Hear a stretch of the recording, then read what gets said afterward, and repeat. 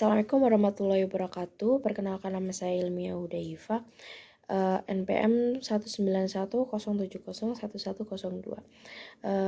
Ini adalah tugas resume industri perunggasan kelas B.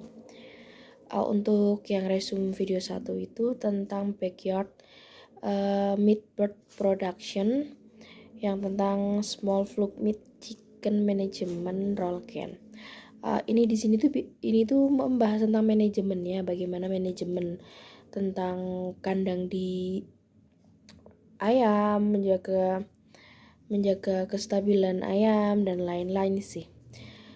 Tentang manajemen peternakannya sendiri itu biasanya tentang feeding. Nah, feeding itu tuh ayam biasanya itu membutuhkan pakan itu 21-23% protein.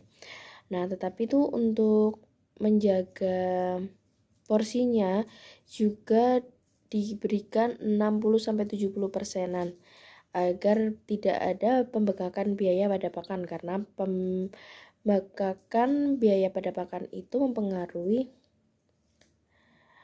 uang. Terus tentang pengurangan biaya pakan, juga tentang pencahayaan. Nah, ayam ini biasanya dikasih cahaya 6 jam gitu per hari.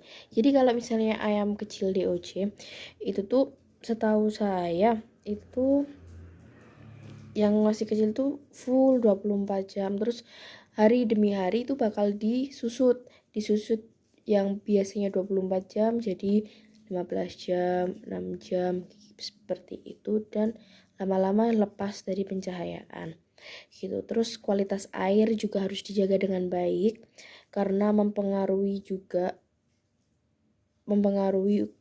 unggasnya juga. Terus space kandangnya juga dipengaruhi dikarenakan semakin besar ayam harusnya semakin luas, karena pergerakan ayam itu tumbuh besar dikarenakan faktor lingkungan.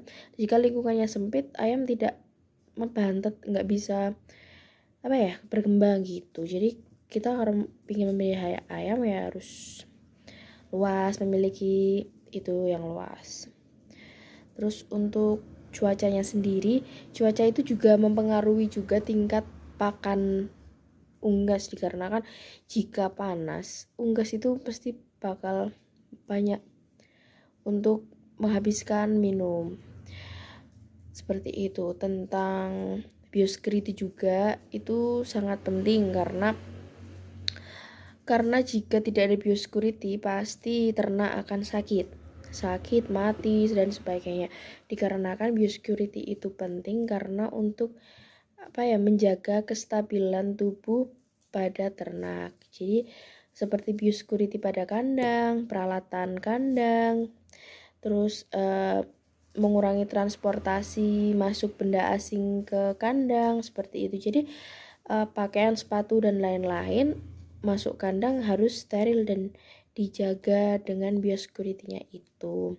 Karena daging ayam itu juga akan dikonsumsi ke manusia, karena jika nanti terdeteksi adanya virus dan lain-lain yang dapat zoonosis ke manusia, menular ke manusia, itu berarti dagingnya tidak baik untuk dikonsumsi manusia. Lanjut untuk video kedua, itu hampir sama sih sama video pertama, cuma bedanya itu tentang jenis lebih diperinci aja untuk persyaratan tentang kandang yang permanen. Itu kandang harus memiliki pondasi yang lebih kuat dan bisa jauh dari area permukiman warga.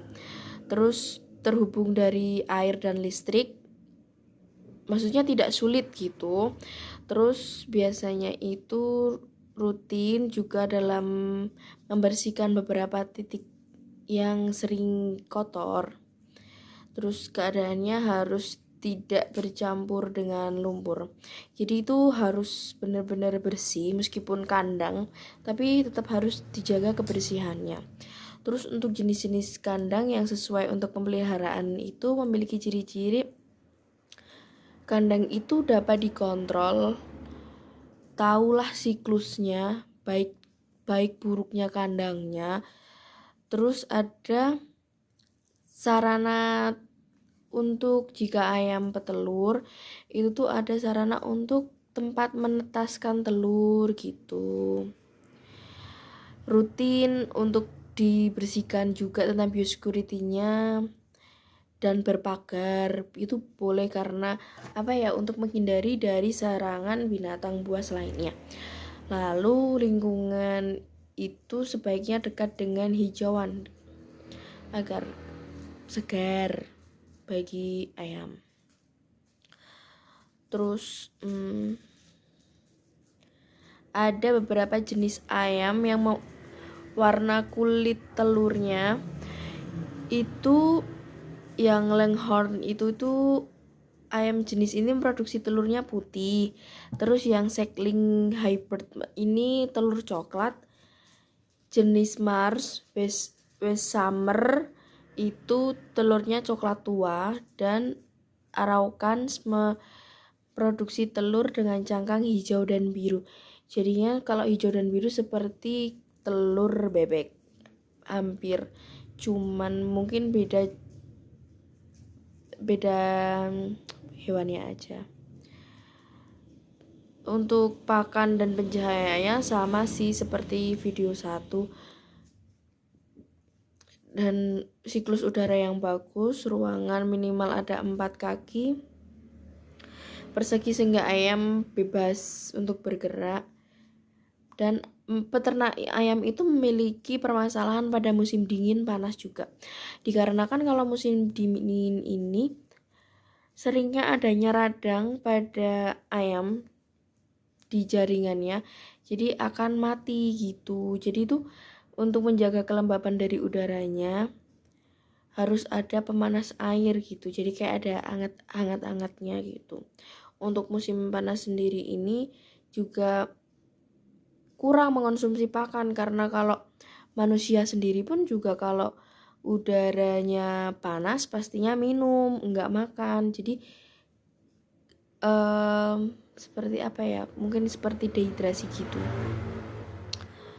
Jadinya tuh bisa berpengaruh ke hasil produksinya. Terus penyakit, tentang penerapan biosecurity, vaksin ini juga memiliki biaya yang lumayan cukup mahal. Dan fungsinya pagar yang tadi itu untuk membentengi adanya predator. Nah, baik, untuk video yang ketiga ini tentang pendekatan departemen untuk mengelola penjualan daging dan telur dari produksi unggas. Nah, jadinya ini tuh biasanya itu departemen apa yang mau diambil untuk kita jual produk hasil unggasnya itu. Biasanya itu kan ya seperti seperti ini, PT yang di Java sama Karkas itu.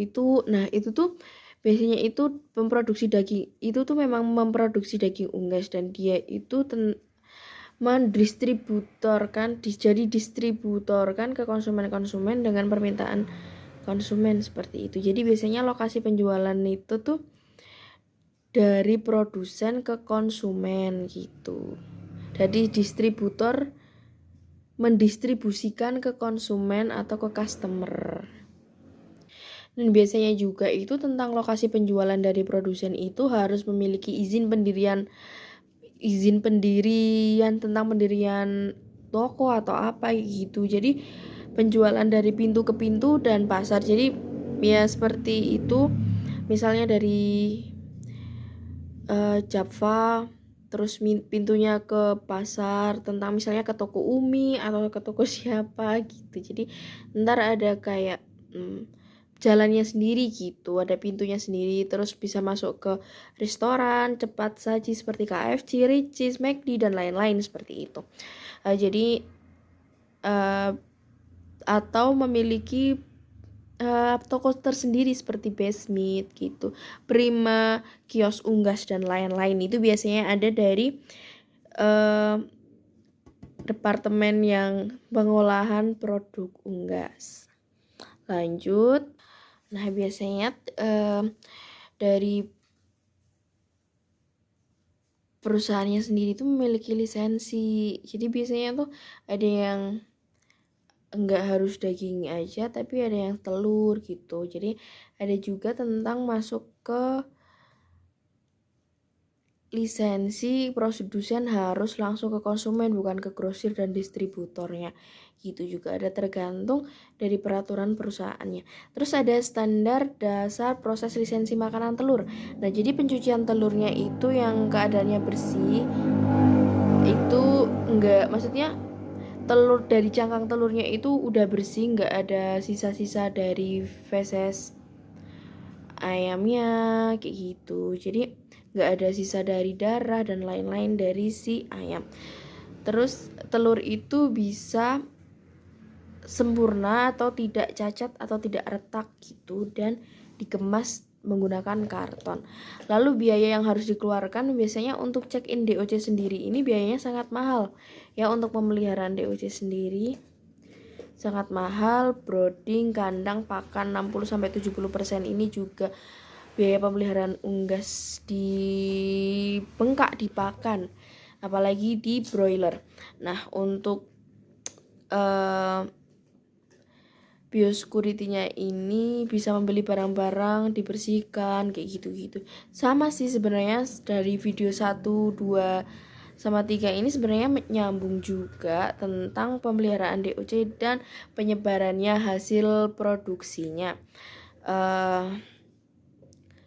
Sekian dari saya, semoga bermanfaat. Wassalamualaikum warahmatullahi wabarakatuh.